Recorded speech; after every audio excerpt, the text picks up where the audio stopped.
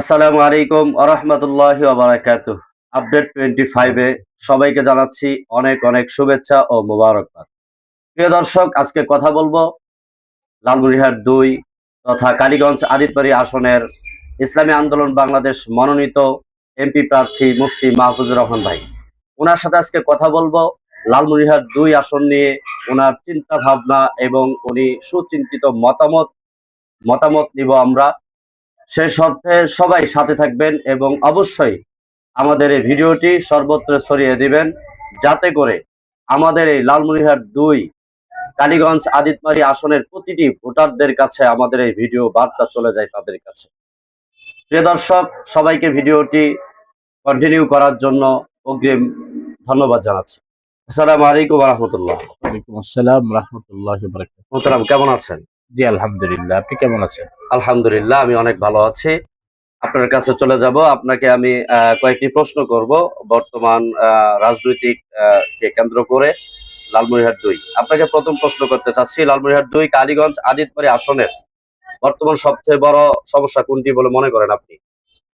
লালমনিরহাট ২ আদিতবাড়ি কালীগঞ্জ আসন থেকে ইসলামী আন্দোলন বাংলাদেশ পীর সাহেব হুজুর চরমনাই তিনি আমাকে হাত পাখার প্রার্থী হিসাবে নির্ধারণ করেছেন। আমি লালমনিরহাট ২ আদিতবাড়ি কালীগঞ্জে বিভিন্ন অঞ্চলে প্রায় প্রতিটি গ্রামে প্রদক্ষিণ করেছি। তো আমার কাছে যে সমস্যাগুলো মনে হয়েছে, আসলে সমস্যার কোনো শেষ নেই। তার মধ্যে অন্যতম সমস্যা যদি আমি সংক্ষেপে বলি, সেটা হচ্ছে যে মৌলিক অধিকার, মানুষের যে মৌলিক অধিকার, সেই মৌলিক অধিকারই এখনো আমরা আমাদের আদিতবাড়ি কালীগঞ্জের মানুষ পাই না। আচ্ছা, অসংখ্য ধন্যবাদ। আমি আপনাকে বলতে চাচ্ছি যে এই সমস্যার সমাধানে আপনার নির্দিষ্ট পরিকল্পনা কি?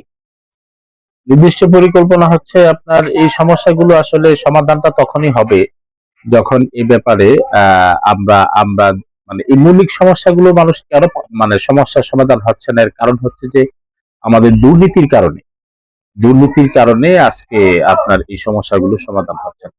যেরকম আমি যদি সংক্ষেপে বলি, আপনার আমাদের চিকিৎসা সেবায় দুর্নীতি, তারপরে আপনার রাস্তাঘাট নির্মাণে দুর্নীতি, আপনার প্রতিটি সেক্টরে। জি জি, অসংখ্য ধন্যবাদ। আমরা আসছি, পর্যায়ক্রমে আপনার কাছে আসবো আমরা।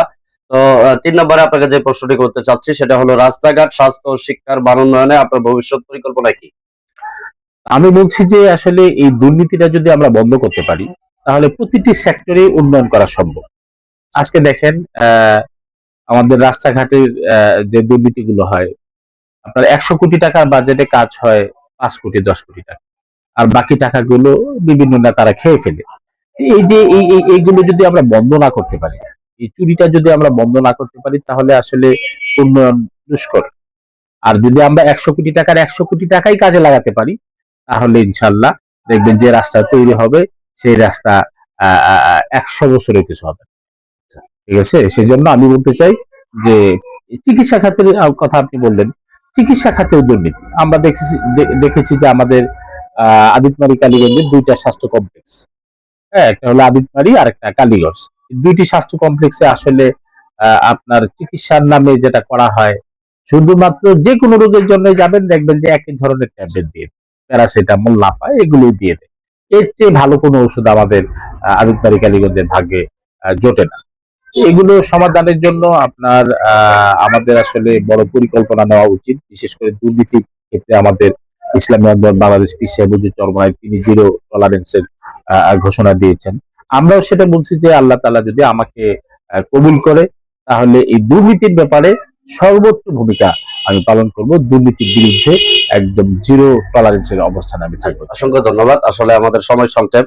আসলে মোহতারাম, আমরা আপনার ৪ নম্বর প্রশ্নের উত্তরে আমরা ৫ নম্বরের উত্তর পেয়ে গিয়েছি। অসংখ্য ধন্যবাদ আপনাকে। ৬ নম্বর যেটা আমি বলবো সেটা হলো জনপ্রতিনিধি হিসাবে জবাবদিহিতা নিশ্চিত করতে আপনি কিভাবে কাজ করবেন?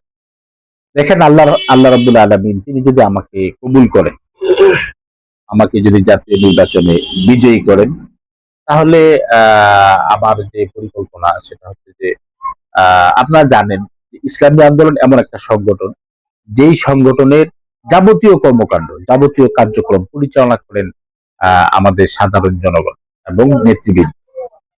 তার মানে হলো জনগণকে নিয়েই, এবং নেতৃবৃন্দ, দলীয় নেতৃবৃন্দ এবং জনগণকে নিয়ে আমাদের রাজনীতি। এখন জনগণকে নিয়ে যখন রাজনীতি হবে তখন জবাবদিহিতা আমাকে অবশ্যই জনগণের কাছে করতে হবে। হ্যাঁ, সেই জন্য আমার আশা হচ্ছে যে আমি নিয়মিত অন্তত প্রতি মাসে একবার করে এক একটা ইউনিয়ন আমি সফর করব।